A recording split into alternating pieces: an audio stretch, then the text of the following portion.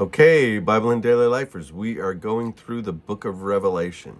And we're actually going to try to do 2 chapters. I don't know if we're going to get there. We might stop in the middle. Let's see what happens, because we're trying to do it in 10 minutes or so. But we got 2 chapters of 7 churches that are addressed. Now, here's the thing about these 7 churches. They existed in John's day. They were thriving congregations. They were reaching people in the midst of their culture. They were winning people to Christ. They were discipling people. They were churches. Now, every church has issues. I don't know if you knew that or not. I've been around churches long enough to know that all churches have issues. I work with a lot of church planters. I've been involved with many churches, been on the boards of many churches.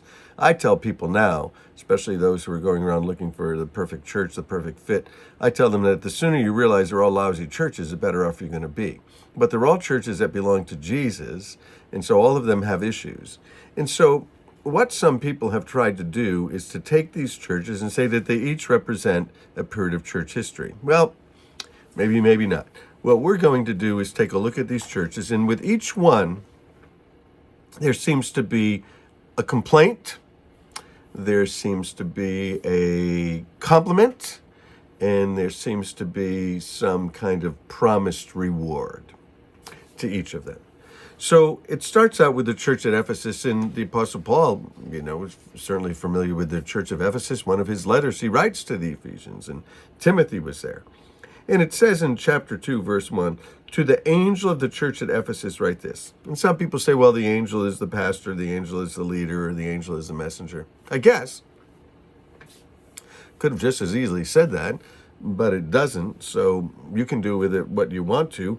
But to this church, there's a message. And it says, these are the words of him who holds the 7 stars in his right hands and walks among the 7 golden lampstands among the churches. Well, what he says about them is, I know your deeds, your hard work, and your perseverance, and I know you can't tolerate wicked people, that you've tested those who claim to be apostles, but are not. You've persevered. You've endured hardship for my name. Yet I have this against you. You've forsaken your first love. Repent and do what you did at the first, and I will come, or else I'll come and remove your lampstand. But you have this in your favor. So he said there's a complaint, there's a compliment. So here's the compliment. You have this in your favor. You hate the practices of the Nicolaitans, which I also hate. And then to each one of them, he's going to say, whoever has ears to hear, let him hear what the Spirit says to the churches.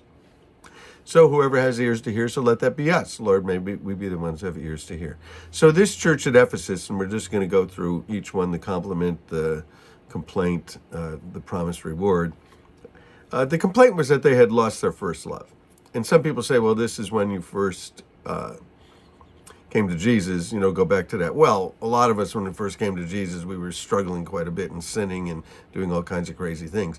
What it says about losing your first love is to get back to the height that you once were. Get back to the height from where you once were. You have forsaken your first love. Consider how far you have fallen. So wherever that highest point of your spiritual life was, you want to get back to that, right? You want to get back to that. So that was the complaint. They'd lost their first love, and it's easy to do. You go on in this thing. It's easy to do. The compliment was they hated the deeds of the Nicolaitans. Well, laity, that Greek word, it just means people, Nico, ruling over. And I think he's saying that he doesn't like it when people rule over the people. And this happens in churches. The longer churches go on, a lot of times there's dictators in those churches, and those churches are controlling people. Jesus wants to control you. The Lord is my shepherd. Well, the promise that he gives to them is that they will eat from the tree of life. So that church existed in a day. Next church that he looks at in verse 8 is the church at Smyrna. Kind of interesting. The complaint, there are none. I would like Jesus to come to the church I pastor, and when he does the evaluation, walks through with the clipboard, that he doesn't really find anything to complain about. And he said that they were rich in good works. So I think that churches should be rich in good works. We should be doing good things all the time. And the promise that he gives to them is the crown of life, and that they'll escape the second death. Now, we're going to get to that. The second death. What's the second death? Born again. Born once, you die twice. You die a physical death, and then you die this second death. Born twice, born in the flesh, born again, then you die once. You just die the physical death. We'll get into that. The next one is Pergamum. And that's in verse 12, all the way up to verse 17.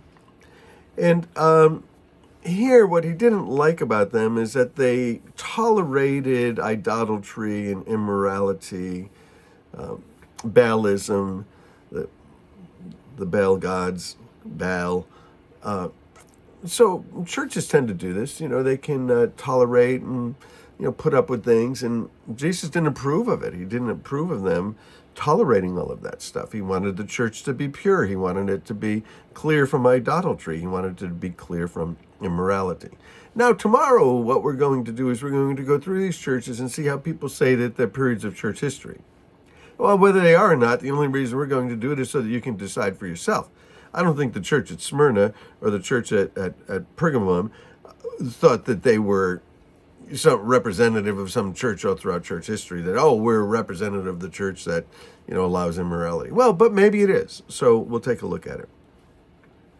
What's the compliment? Even though they were tolerating idolatry, even though they were tolerating immorality, they hadn't denied Christ.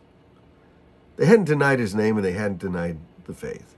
And so what was the promise to them? That they would get some hidden manna, that they would get a white stone, they would get a new name. That's beautiful, beautiful thing. Jesus, still with his church.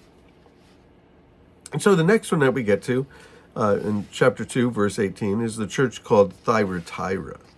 Thyatira. Well, this church, they tolerated Jezebel.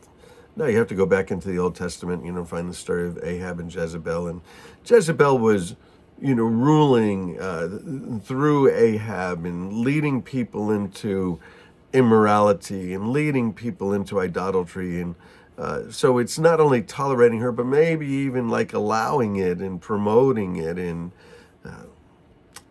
God doesn't want it. It's not what the church, the gathered church of believers, should be about. People shouldn't come in and see that there's all kinds of idolatry and putting up with all kinds of other things. Well, but then he does praise them. And he praises them for their good works. He praises them for their love. He praises them for their faith. He praises them for their patience. So, good things as well as bad things. Again, the sooner you figure out that every church is a lousy church, the better off you're going to be. But we need to be constantly purging ourselves, constantly getting better, just like our own lives. We let our own lives slide, and so churches slide as well. And so let's just get back to good works, love, faith, and patience. And these seem to be the things that God likes. He likes the good works. He likes that we don't deny his name. He likes that there's love. He likes that there's faith. He likes that there's patience. So you get to the next one. You have to get to the next chapter, chapter 3, and read these. Read through these two chapters. It will really help you. To the church at Sardis. And there it's those who are sort of escaping, and the complaint is that they have dead works, that they do these things, but there's no love behind that. There's no passion behind it. It's just doing things. They're just ritually doing things. Well, I don't want to be too hard because I have just ritually done things myself. No, I don't have big rituals like many liturgical churches or ancient churches. But I just get into doing the motions, and I regret just doing the motions. I want to get away from those dead works. I want to be alive to Christ. I want every morning to be new and fresh. And so I don't know. I've been the church of Sardis. But what's the compliment? Well, not everybody's doing that. You see, when Elijah was all discouraged, God told him, look, I have 7,000 that haven't bowed their knee to Baal. So, don't think that you're the only one. There's always people that are serving the Lord. And the promise that he gives them is that their name will be in the book of life, and that he'll give them clean clothes, white clothes, fresh, new life to them.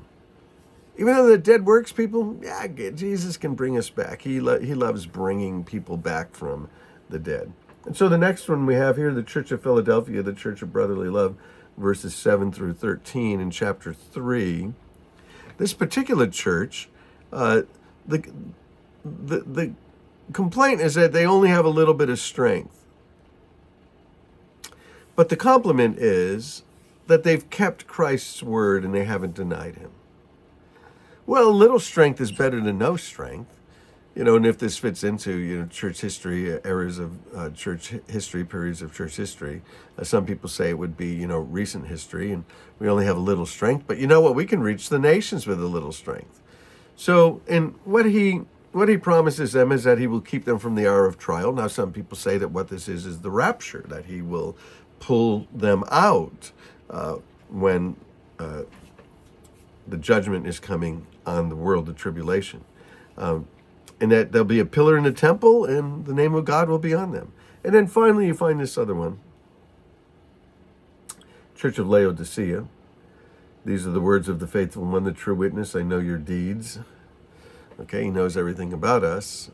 And the complaint here is that they're lukewarm, spiritually poor, blind, and naked. They think they're something, but they're really not.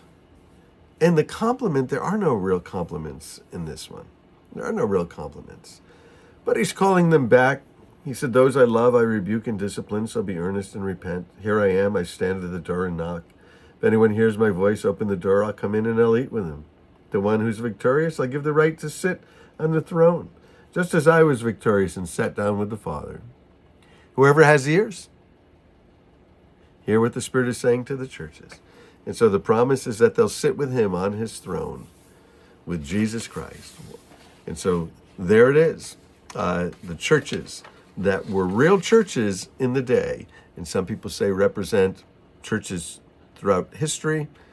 And I think maybe we could compare our church or your church to these and see how we're doing and see how we're measuring up. So let's continue through the book of Revelation, because we're going to end up in heaven in 2 days.